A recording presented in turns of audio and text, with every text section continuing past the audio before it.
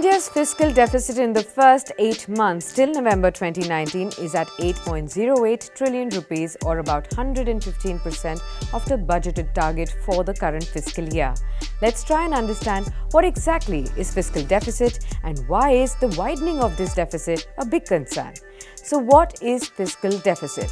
Well, the difference between the total revenue and the total expenditure of the government is termed as fiscal deficit. Generally, fiscal deficit takes place either due to revenue deficit or a major hike in the capital expenditure.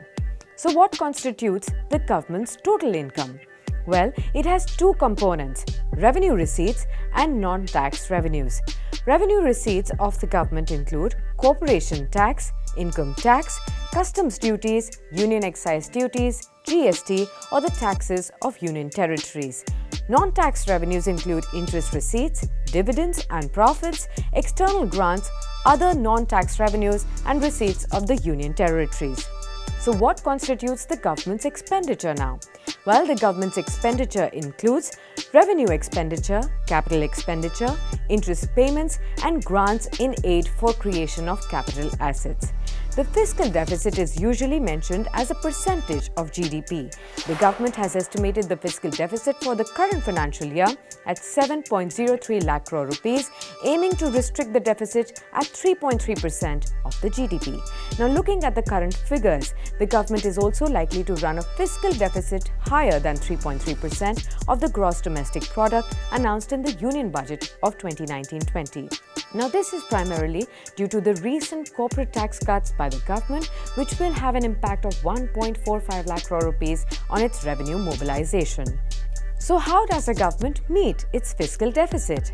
Well, governments typically finance their deficit by borrowings. There are many avenues from where a government can borrow, that is from banks, public institutions, public, and even from overseas investors. So will the government be able to meet its deficit target this fiscal year? Well, experts like Aditi Nair, who's the principal economist at ICRA, says that concerns on the extent of fiscal slippage persist given the likely shortfall in tax collections and lack of clarity on the revenue from telecom license holders and disinvestment.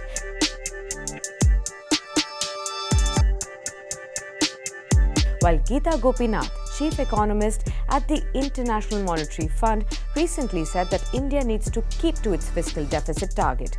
The government has asked all the departments to restrict expenses to 25% of the budget estimate in January to March.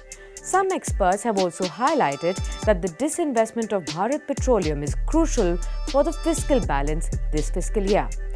So what should the ideal fiscal deficit look like?